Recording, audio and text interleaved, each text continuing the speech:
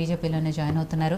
అది BJP operation ఆకర్ష్లో success అవుతున్నారా, లేకపోతే ఈ నాయకులే బీజేపీ మీద నమ్మకంతో వస్తున్నారా, ఏం జరుగుతుందో కానీ బీజేపీలో జాయిన్ అవుతున్నారు. ఇందాక నేను చెప్పిన లిస్ట్ కూడా సైదిరెడ్డి గారు కానీ, సీతారాం నాయక్ గారు కానీ వీళ్ళందరూ కూడా బీజేపీలోనే జాయిన్ అయ్యారు. అంతకుముందు కూడా జహీరాబాద్ సిట్టింగ్ ఎంపీ పాటిల్ గారు వీళ్ళందరూ కూడా జాయిన్ అవ్వటంతో ఏంటి బీజేపీలో కిషన్ రెడ్డి గారు వెళ్ళారు, సీతారాం నాయక్ గారితో మాట్లాడారు, జలగ వెంకట్రావు గారితో మాట్లాడారు, తెల్లారి వీళ్ళు వచ్చి పార్టీలో జాయిన్ అయిపోయారు. ఇంత చాలా తొందరగా బీజేపీలో ఈ చేరికలు జరగడానికి కారణాలేంటి? ముందుగా మీకు అలాగే టీవీ ప్రేక్షకులకి అలాగే ప్యానెల్ ఉన్న మిత్రులకి నమస్కారం. భారతీయ జనతా పార్టీ దేశవ్యాప్తంగా ఇప్పుడే కాదు దేశవ్యాప్తంగా కూడా సీట్ షేర్ పెంచుకోవాలనే ఒక ఆలోచనతోటి ఓ లక్ష్యంతో ముందుకు పోతా ఉంది. ఎందుకంటే మాస్ బేస్ కావాలి కంపల్సరీగా. ఏ పార్టీకైనా కూడా ఒక స్టాండ్ అవ్వాలంటే మాస్ బేస్ పెంచుకోవాలి. ఏ పార్టీ అయినా కూడా కాంగ్రెస్ పార్టీ తీసుకున్నా, బీఆర్ఎస్ తీసుకున్నా, వేరే పార్టీలు తీసుకున్నా కూడా పెంచుకునే విధానం. ఎందుకంటే ఇది రాజకీయ పార్టీ, ట్రస్ట్ కాదు కదా. సో మాస్ బేస్ పెంచుకోవడానికి ఆ డోర్లు ఓపెన్ చేసి పెట్టారు. భారతీయ జనతా పార్టీ డోర్లు ఓపెన్ చేసి పెట్టింది కాబట్టి ఇక్కడ ఏవైతే అవకాశాలు ఉన్నాయో మరి వేరే పార్టీ నేతలకు కానీ నాయకులు కానీ భారతీయ జనతా పార్టీలో మరి వచ్చితే రేపొద్దున భవిష్యత్తు ఉంటుంది, ఫ్యూచర్ ఉంటుంది.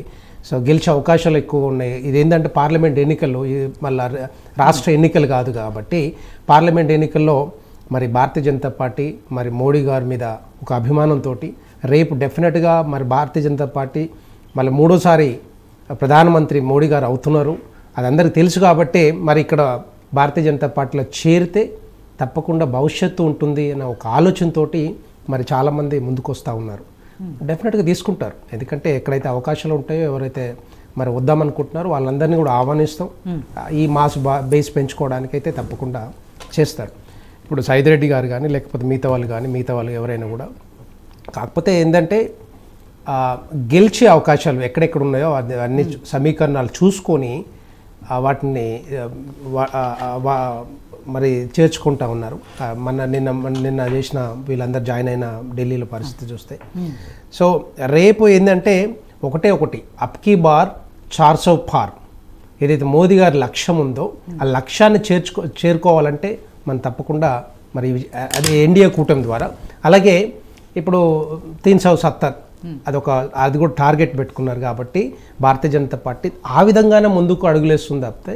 ఎందుకంటే రేపొద్దున ఒక నంబరు మనం గెలుచుకుంటే రేపొద్దున ఇంకొంచెం స్ట్రాంగ్ ఉంటుంది. రేపొద్దున ఏ డిసిషన్ తీసుకోవాలన్నా ఒక స్ట్రాంగ్గా డిసిషన్ తీసుకోవచ్చు. పాలసీస్ కానీ మిగతా అన్నీ కూడా ఎందుకంటే మళ్ళీ చిన్న అతుకుల బొంతలాగా ఉండకూడదు అనే ఒక ఆలోచనతోటి సో ఒక గట్టి ప్రయత్నం చేస్తూ ఉన్నారు.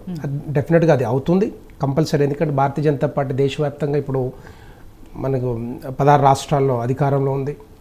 తర్వాత మెల్లమెల్లగా సౌత్లో కూడా పెంచుకుంటా ఉంది. ఇప్పుడు మన తమిళనాడు కానీ ఇక్కడ తెలంగాణ కానీ కేరళలో కూడా పెంచుకునే అవకాశాలు ఉంటాయి.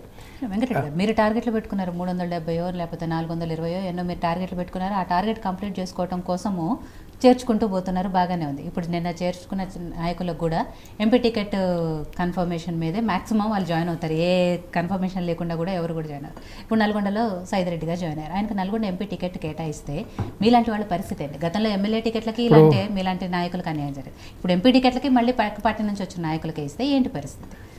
డెఫినెట్గా వాళ్ళకి నష్టం జరుగుతుంది. ఎందుకంటే భారతీయ జనతా పార్టీ నమ్ముకొని మాలాంటి వాళ్ళు చాలామంది సంవత్సరాలు కొద్దిగా పనిచేసే వాళ్ళు ఉన్నారు. చెప్పాలంటే వాళ్ళకు కూడా అవకాశాలు రావాలి. కానీ ఇక్కడ భారతీయ జనతా పార్టీ మరి హైకమాండ్ కానీ వాళ్ళు పెద్దలు ఏ నిర్ణయం తీసుకున్నా కూడా మనం ఎవరైనా కూడా దాన్ని స్వాగతించాల్సింది, కట్టుబడి ఉండాలి. సో ఎందుకంటే వాళ్ళ ఉద్దేశం ఏంటంటే ఎక్కడ గెలవాలి, సిద్ధాంతాల కట్టుబడి ఉంటుంది అని చెప్తుంటారు. దానికి అంటున్నాను అదే అంటే నేను ఇంతకుముందు చెప్పినట్టుగా మాస్ బేస్ పెంచుకోవడానికి ఏ నిర్ణయం తీసుకుంటారు ఇప్పుడు. ఎందుకంటే డోర్స్ ఓపెన్ చేసి పెట్టారు కాబట్టి. ఈవెన్ అంతకుముందు అసెంబ్లీ ఎన్నికల ముందు కూడా కొంతమంది వచ్చారు, మళ్ళీ కాంగ్రెస్ పార్టీని వచ్చారు, మళ్ళీ అక్కడ చాలామంది వెళ్ళిపోయారు. అక్కడ ఎమ్మెల్యేలు అయినారు కూడా ఇప్పుడు. సో అట్లాగే ఇప్పుడు కూడా ఏంటంటే దాన్ని మాస్ బేస్ పెంచుకోవడానికి ఏవైనా కూడా నిర్ణయాలు తీసుకుంటారు. ఇట్లాంటి నిర్ణయాలు తీసుకునే అవకాశాలు. ఎందుకంటే నల్లగొండలో కాంగ్రెస్ పార్టీ కానీ అంటే మిగతా పార్టీలు కొంత స్ట్రాంగ్గా ఉంటాయి. దాన్ని ధీటుగా ఎదుర్కోవాలంటే ఒక మంచి లీడర్ కూడా కావాలి అని చెప్పి ఒక ఆలోచనతో అయితే ముందుకు వస్తూ ఉన్నారు. సో వాళ్ళు తీసుకునే నిర్ణయం ఫైనల్ ఉంటుంది కాబట్టి మనం వాటిని తప్పకుండా శిరసావహించాల్సి వస్తుంది కాబట్టి భారతీయ జనతా పార్టీ ఇక్కడే కాదు మిగతా రాష్ట్రాల్లో కూడా అట్లాగే చేస్తూ ఉన్నారు. అయితే ఈ యొక్క లక్ష్యంతో మరి భారతీయ జనతా పార్టీ ముందుకు పోతా ఉంది. రైట్. సో ఉదయకాంత్ గారు, కాంగ్రెస్ పార్టీ నుంచి కూడా కొంతమంది నాయకులు బీజేపీలోకి వెళ్ళినాయి. అఫ్కోర్స్ బీఆర్ఎస్ పార్టీ నుంచి మీ పార్టీలోకి వచ్చిన నాయకులు కూడా ఉన్నారు. ఎన్నికలకు ముందు ఇదంతా